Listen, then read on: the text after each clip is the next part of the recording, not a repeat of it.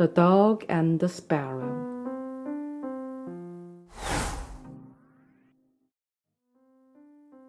A shepherd's dog had a master who took no care of him, but often let him suffer the greatest hunger. At last he could bear it no longer, so he took to his heels, and off he ran in a very sad and sorrowful mood. On the road he met a sparrow that said to him, "Why are you so sad, my friend?"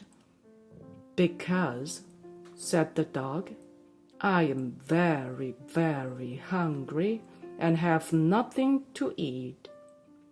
"If that be all," answered the sparrow, "come with me into the next town and I will soon find you plenty of food."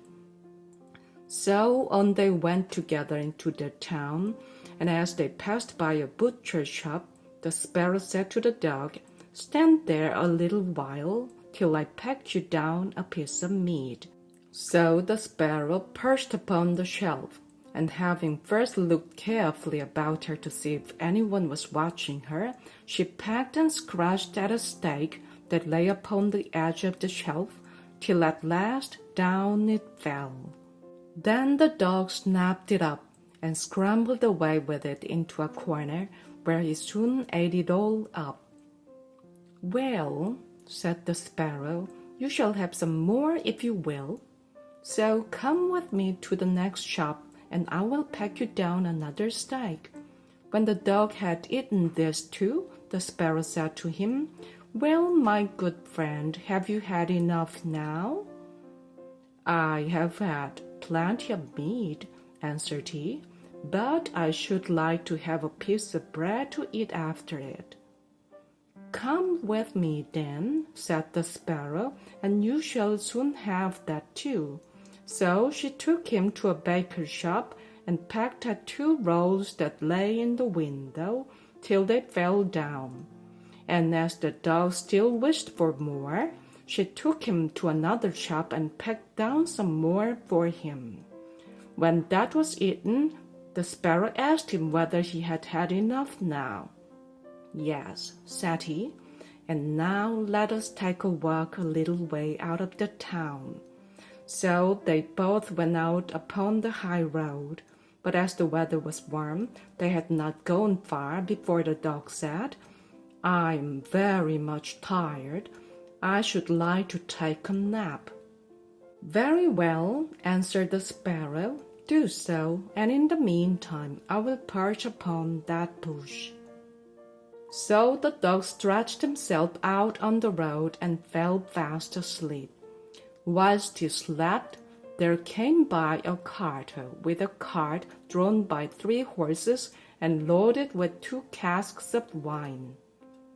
The sparrow, seeing that the carter did not turn out of the way, but would go on in the track in which the dog lay, so as to drive over him, called out, "Stop, stop, Mr. Carter, or it shall be the worse for you." But the carter, grumbling to himself, "You make it the worse for me, indeed. What can you do?" cracked his whip and drove his cart over the poor dog, so that the wheels crushed him to death. "There," cried the sparrow, "you cruel villain, you have killed my friend the dog. Now, mind what I say. The deed of yours shall cost you all you are worth." "Do your worst and welcome," said the brute. "What harm can you do me?" and passed on. But the sparrow crept under the tilt of the cart and pecked at the bung of one of the casks till she loosened it, and then all the wine ran out without the carter seeing it. At last he looked round and saw that the cart was dripping and the cask quite empty. "Oh, what an unlucky wretch I am," cried he. "Not wretch enough yet," said the sparrow, as she alighted upon the head of one of the horses and pecked at him till he reared up and kicked. When the carter saw this, He drew out his hatchet and aimed a blow at the sparrow, meaning to kill her. But she flew away, and the blow fell upon the poor horse's head with such force that he fell down dead. "Oh, unlucky wretch that I am," cried he. "Not wretch enough yet," said the sparrow. And as the cart went on with the other two horses, she again crept under the tilt of the cart and pecked out the bung of the second cask, so that all the wine ran out. When the carter saw this, he again cried out, "Miserable wretch that I am!" But the sparrow answered, "Not wretch enough yet," and perched on the head of the second horse and pecked at him too. The carter ran up and struck at her again with his hatchet, but away she flew, and the blow fell upon the second horse and killed him on the spot. "Unlucky wretch that I am," said he. "Not wretch enough yet," said the sparrow, and perching upon the third horse, she began to peck him too. The carter was mad with fury, and without looking about him or caring what he was about, struck again at the sparrow, but killed his third horse as he done the other two. "Alas, miserable wretch that I am," cried he. "Not wretch enough yet," answered the sparrow as she flew away. "Now will I plague and punish you at your own house." The carter was forced at last to leave his cart behind him and to go home overflowing with rage and vexation. "Alas," said he to his wife, "what ill luck has befallen me. My wine is all spilled, and my horses all three dead." "Alas, husband," replied she, "and a wicked bird has come into the house and has brought with her all the birds in the world, I am sure, and they have fallen upon our corn in the loft and are eating it up at such a rate." Away ran the husband upstairs, and saw thousands of birds sitting upon the floor eating up his corn, with the sparrow in the midst of them. "Oh, unlucky wretch that I am," cried the carter, for he saw that the corn was almost all gone. "Not wretch enough yet," said the sparrow. "Your cruelty shall cost you your life yet." And away she flew.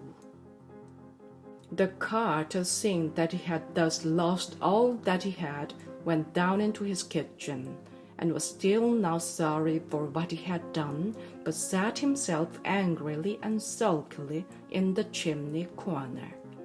But the sparrow sat on the outside of the window and cried, "Carter, your cruelty shall cost you your life." With that he jumped up in a rage, seized his hatchet, and threw it at the sparrow. But it missed her and only broke the window. The sparrow now hopped in, perched upon the window seat, and cried, "Carter, it shall cost you your life." Then he became mad and blind with rage, and struck the window seat with such force that he cleft it in two. And as the sparrow flew from place to place, the carter and his wife were so furious that they broke all their furniture, glasses, chairs, benches, the table, and at last the walls, without touching the bird at all. In the end, however, they caught her, and the wife said, "Shall I kill her at once?" "No," cried he, "that is letting her off too easily. She shall die a much more cruel death. I will eat her." But the sparrow began to flutter about and stretch out her neck and cried, Carter, it shall cost you your life yet." With that, he could wait no longer, so he gave his wife the hatchet and cried, "Wife, strike at the bird and kill her in my hand." And the wife struck, but she missed her aim and hit her husband on the head so that he fell down dead. And the sparrow flew quietly home to her nest. End of The Dog and the Sparrow.